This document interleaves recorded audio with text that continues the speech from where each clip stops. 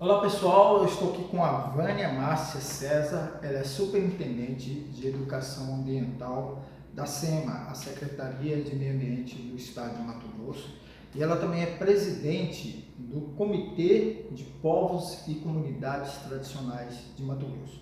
Ela está participando aqui da reunião do REN, que é o programa financiado pelo Reino Unido e a Alemanha, que apoia iniciativas de preservação ambiental nas comunidades tradicionais. Então, eu quero conversar com ela primeiro, Vânia, queria que você falasse para a gente sobre o que é o comitê, o papel que o comitê exerce, há quanto tempo existe o comitê? Bom, olá a todos e todas.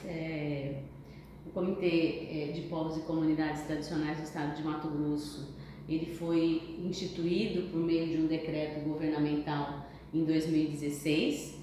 Ele é um espaço, um colegiado que tem o objetivo e a finalidade de discutir as políticas que tratam, né, dos povos e comunidades tradicionais do Estado.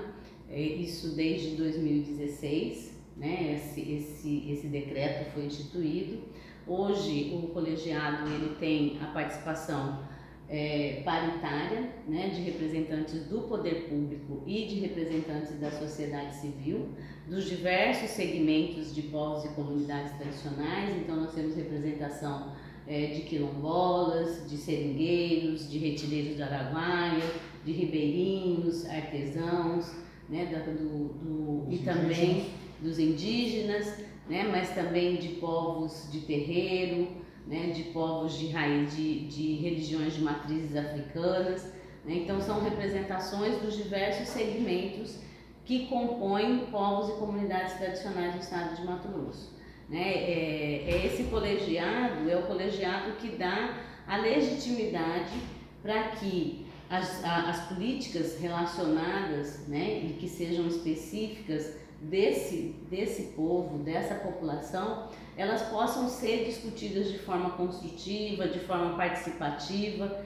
né, para que possa de fato atender às necessidades dessas comunidades, né, que a gente diz assim, né, são comunidades que são diferentes, tem culturas, porque o que caracteriza um povo e uma comunidade tradicional, né? O que faz com que você possa dizer, mas por que é uma comunidade, por que é um povo? Né? O que caracteriza? Né? O que caracteriza essas comunidades é o uso a territorialidade, né? É o uso, a forma diferenciada que eles fazem o uso da terra, é a questão da cultura dessas pessoas. Então, isso é o que caracteriza um povo e uma comunidade tradicional. Né? E a gente sabe que são os povos e as comunidades tradicionais que mais cuidam pela preservação e pela manutenção da floresta em pé. Né? Então, por isso, são essas populações que o programa vem de fato fazer com que essas pessoas possam ser reconhecidas pela importância do seu papel na manutenção da floresta em pé.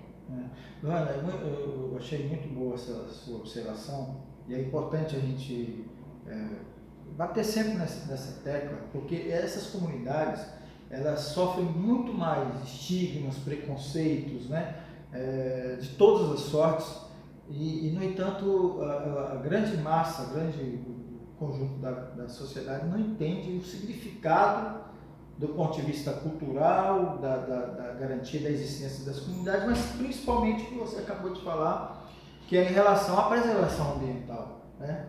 Então, assim, eu queria que você falasse um pouquinho mais sobre isso, né? Porque existe muita desinformação sobre isso, né? Sobre essa importância que elas têm, né? De que forma elas fazem essa ajuda nessa preservação, garantia da floresta, e não só a floresta, né? Outros biomas que eles garantem. É importante a gente ressaltar que quando a gente fala de manutenção da floresta em pé, nós não estamos falando da floresta enquanto bioma, né? Nós estamos falando da floresta, que se falar de bioma tem o cerrado, tem o pantanal, mas da floresta como manutenção de uma biodiversidade, né? Que a gente fala da flora, da fauna, mas também Porque quando a gente fala de biodiversidade, a gente não fala, a gente fala também de pessoas. É bom que a pessoa, né? que as pessoas compreendam esse conceito. Exatamente. Né? A gente eu, por exemplo, estou equivocado, você está fazendo uma experiência muito importante. Você faz de floresta, você não está pensando naquela imensidão. Né? A gente não está falando do bioma. né? Não tá, exato. E aí, então, nós estamos falando de uma manutenção de uma biodiversidade, mas uma biodiversidade que também vai para além simplesmente da flora e da fauna. Né? E é isso que a gente fala quando a gente fala de povos e comunidades tradicionais. Porque quando a gente fala da manutenção, nós estamos falando de manutenção de todas as formas de vida. E das pessoas que também vivem nessa floresta. Né? Então, por que vivem? Vivem porque a história de vida delas está ali. Porque a cultura e a forma como elas se relacionam, né, com a natureza é essa forma diferenciada. Então eu não preciso de ter grandes áreas desmatadas para que eu consiga ter um meio de produção, né? Então é por isso que essas pessoas têm essa forma diferenciada. Outra característica é essa também, né? Elas vivem da produção dentro desses ambientes, dentro desses territórios, né? Exatamente. E ali eles conseguem viver e alguns conseguem até vender o excedente, né? Sim. E o grande diferencial é exatamente esse, porque quando a gente fala da questão dos desastres ambientais, né, que hoje a gente já, né, isso pode já ser comprovado na questão, se formos observar a questão do volume de chuva, né? Então são situações que antes nós poderíamos pensar assim, mas isso é um desastre ambiental, não acontece no Brasil, isso está muito longe da gente. E hoje a gente já percebe que não. E aí a questão é exatamente essa, porque as pessoas que são primeiramente impactadas por esses desastres ambientais são exatamente as populações de povos e comunidades tradicionais, porque são essas pessoas que têm uma relação direta com a terra. Né?